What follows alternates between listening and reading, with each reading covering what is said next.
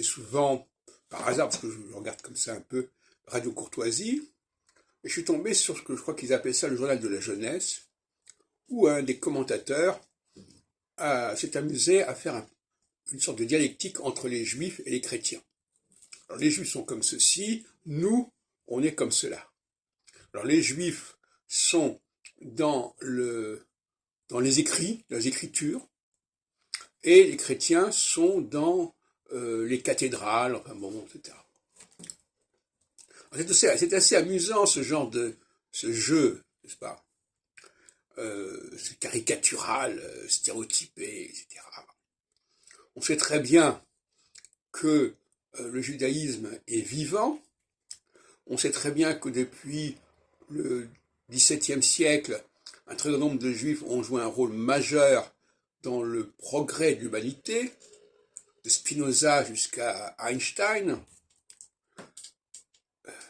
etc., etc., etc. Et ça n'est pas en rapport avec les Écritures. Donc les Juifs ne sont pas uniquement une affaire religieuse au sens rituel, liturgique du terme. Déjà ça c'est à éviter. Alors, les chrétiens veulent réduire le judaïsme à cette dimension religieuse, en le prenant au sens le plus basique du terme. Et il faut le prendre à un sens beaucoup plus large, qui est d'ailleurs un terme qui est assez vague, religieux.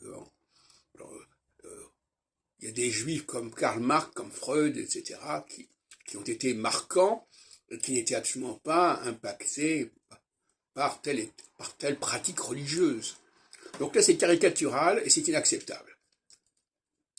Cela dit, ça exige de réfléchir, alors on ne parle même pas de la Shoah, qui n'a rien à voir avec le religieux, quelque part, ou alors le religieux pris dans un sens très large, très, comment dirais-je, étalé sur les millénaires, etc., dont les juifs actuellement seraient les héritiers solidaires, peu importe. Donc, on ne va pas ici résoudre la question.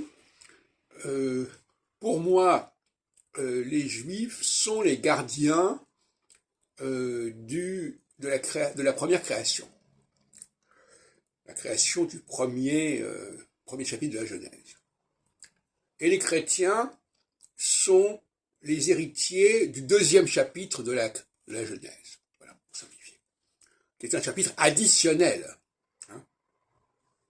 On n'est qu'à lire le deuxième chapitre. Additionnel à deux titres. D'une part, parce qu'on commence à dire qu'il y a un septième jour, on ne parle pas du septième jour dans le premier chapitre, on parle du septième jour dans le deuxième chapitre.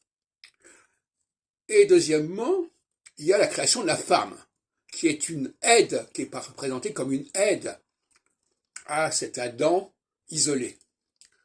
Et cette idée d'aide, c'est aussi l'idée de nouveauté, quelque chose qui est rajouté. Et le christianisme est dans la problématique du rajout. Le Nouveau Testament, c'est un testament qui se rajoute à l'Ancien Testament. Bon, alors j'ai déjà dit pourquoi il en était ainsi. C'est lié aux tensions existantes après la mort de Salomon entre deux populations, une population asservie et à mon avis étrangère à la race juive, si on peut dire, et qui ne supporte plus le joug des Juifs de la dynastie, etc. Alors après, on a retrafiqué les textes pour laisser entendre que tous ces gens-là étaient tous issus de Jacob Israël, comme par hasard. Hein. Et tout ça, c'est des textes qui ont été trafiqués. Et ce que je constate, à mon grand désespoir, c'est à quel point les gens prennent à la lettre, sans aucune approche critique, les documents liés aux Écritures. Ils n'ont pas le discernement nécessaire, ils ne font pas une véritable critique biblique comme on proposait au XVIIe siècle, et ce qui a d'ailleurs été lancé en partie par Spinoza, puis à la suite d'autres, bien sûr. Cette façon de dire, voilà, c'est écrit comme ça. Oui, mais c'est écrit comme ça. Le problème des écrits, c'est qu'ils peuvent être trafiqués, ils peuvent être altérés, ils peuvent être corrompus. Donc, il faut avoir une approche métaphysique, une approche philosophique, une approche liée à la théologie, à l'essence de la théologie, c'est-à-dire réfléchir sur le projet divin. et sur les différentes conceptions du miracle, etc. Et qu'est-ce que le miracle signifie comme mise en cause de la création première.